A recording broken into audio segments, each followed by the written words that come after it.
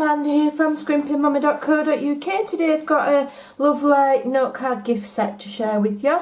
Basically we've already seen the best dress note cards that I created. I showed you these in a previous video, and so today's tutorial is a little gift box for them. So we're starting with a sheet of Whisper White card, and this measures 9.5 by 6 1/4. All of the measurements will be over on my blog at scrimpingmommy.co.uk. So if you just go below the video now, you'll see a little arrow and it will say show more. If you click that, that opens the description box, and in there will be the link to this project on my blog. Also, whilst you're there, do click subscribe and click the notification bell, and that way you'll get notified when I do new videos. So starting on the long side, we're going to score at, first of all, at 1/2 inch, 1 inch, 1.5, 5 and 5.5. And then we're going to, and 6, nearly forgot then, 5.5 and 6. Then we're going to turn it clockwise, okay, and we're going to score at 3/4 inch, and then we're going to score at 4 1/4 and 4 3/4. Super simple, really easy. Move that out of the way now. Alright, so the first thing I need to do is fold and burnish all of those score lines to make them nice and crisp. This is a lovely little box, and the note cards that I'm putting in it are 3 by 3 note cards. So that is what it will fit. You can always adjust the sizes of that part to fit whatever note cards you want. So if you've got 4 by 4 ones, maybe you just make that section bigger. Alright. Okay, we're doing all of those. Alright, so is that all of those done? Have we done the top one? Yes, I have.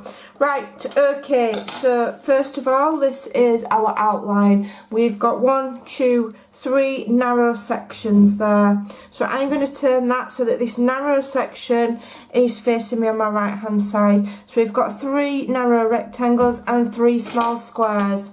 I'm just going to remove those because I don't need them.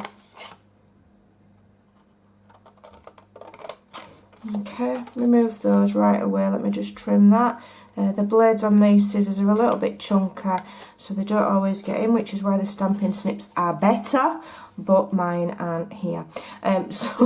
So then we've got this large rectangle here. So when we come to the next first score line, we're going to cut down that to the second score line available. Alright, and then we're going to cut along that second score line and remove that entire section.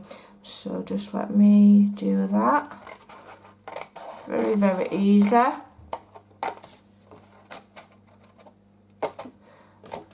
Save that because we'll use that for our sentiment. So then we've got this. Alright, so back on this narrow side here, the smallest, I'm just going to turn it towards me, the smallest small rectangle there on the bottom, we don't need the first one, so we can cut that away.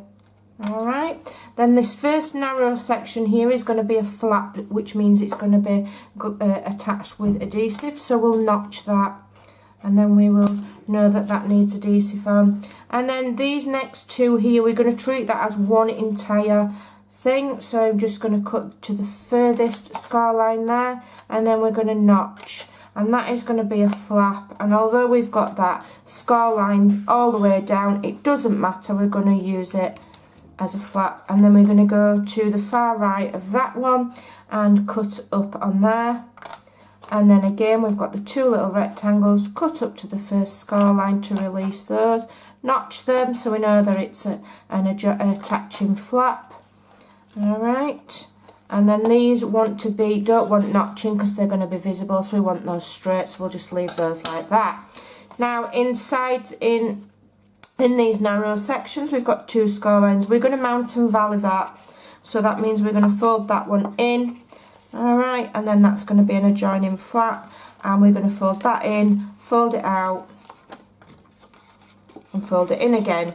So basically what it's doing, it's giving us a concertina gusset there to our box when it's complete, alright.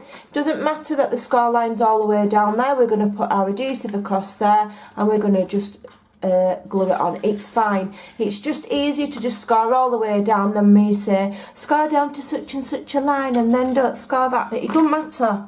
It don't matter, just score all the way and then we'll just use our adhesive and it will all hold perfectly fine. So we're turning it that way, and so that's going to be our flap.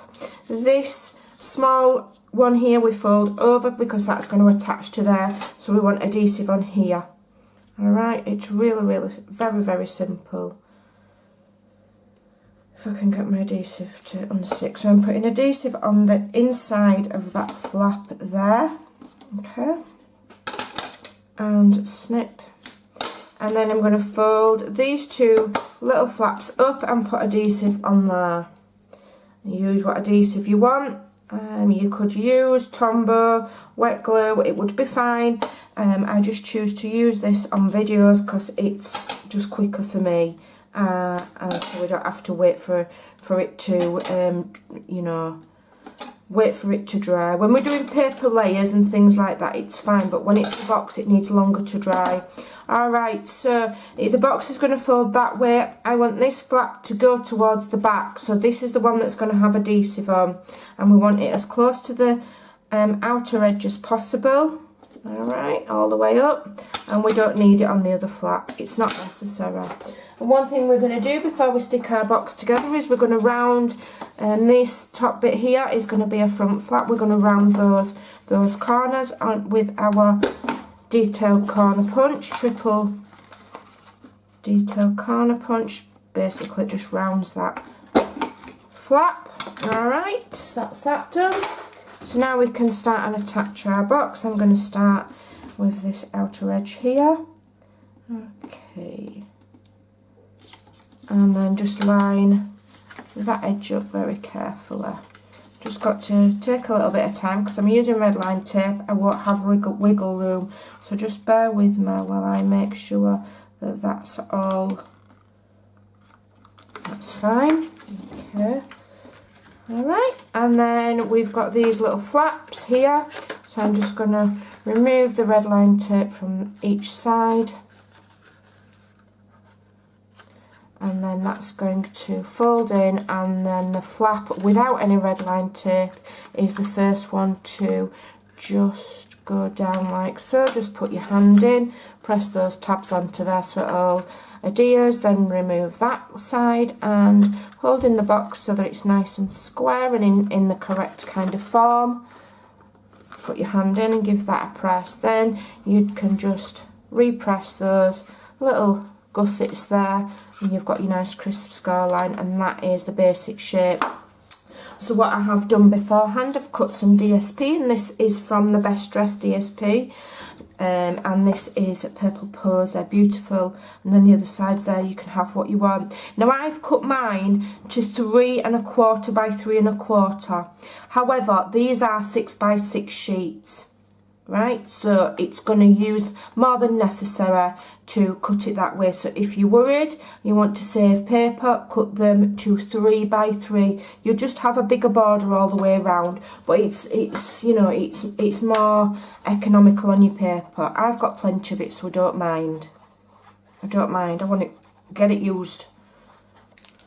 So I'm going for the smaller increment there, okay? And I can use wet glue on here because it can have time to dry. I don't need it to not, you know, it's not going to fall to pieces. Which when you're doing boxes, I'd rather use red line tape for the actual box. Alright, I know what I'm on about. I'm blathering, but I know what I'm on about.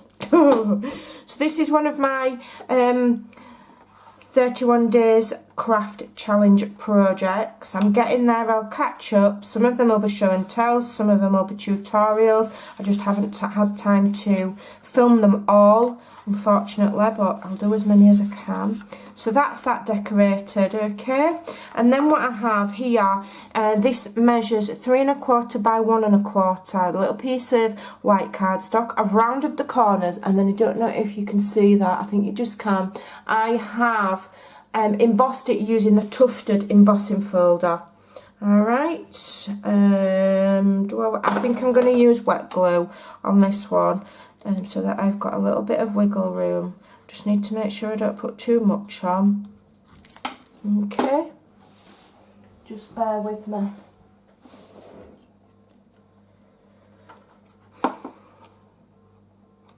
Just one moment, my phone's ringing.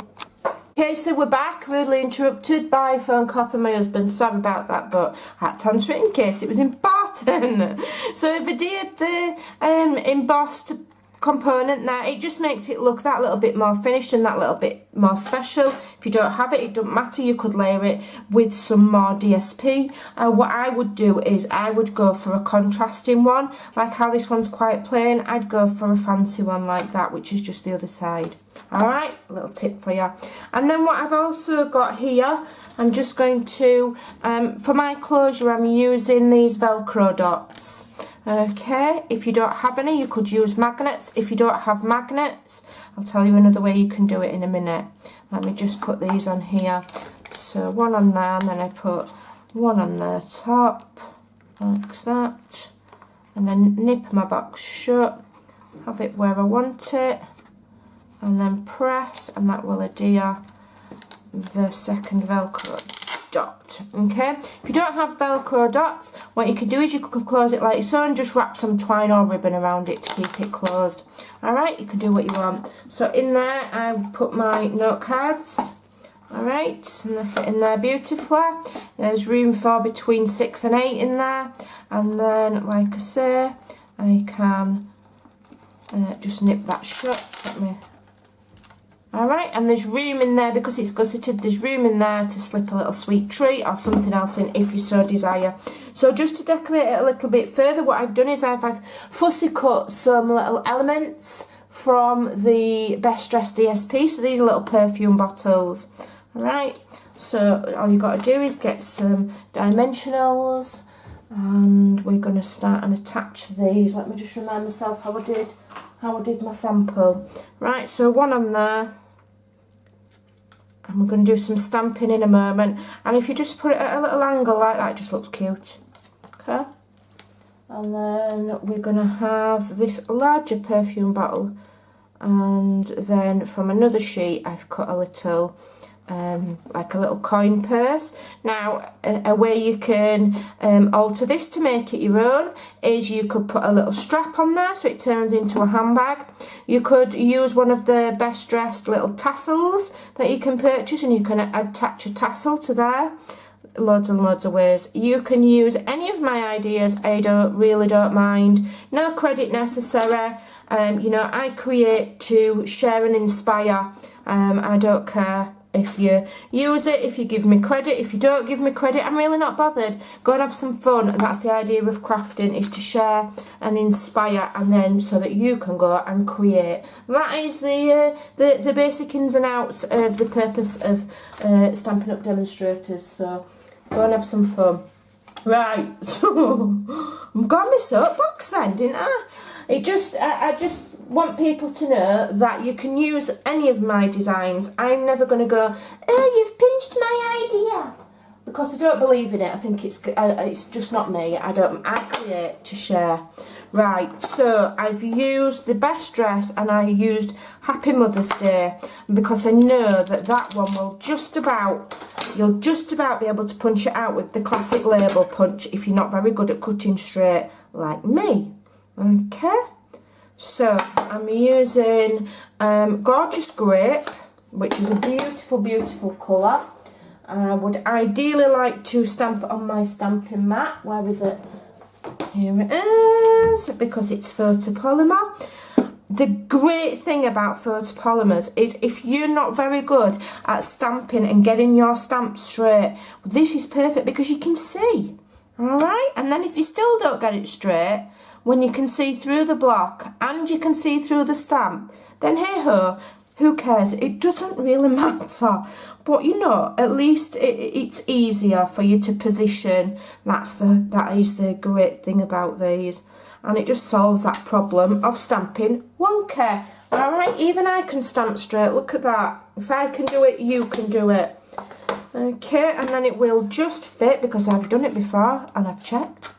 It will just fit in the classic label punch. Again, punches, what do they, well, what's the point of a punch? Well, they just solve every problem for me.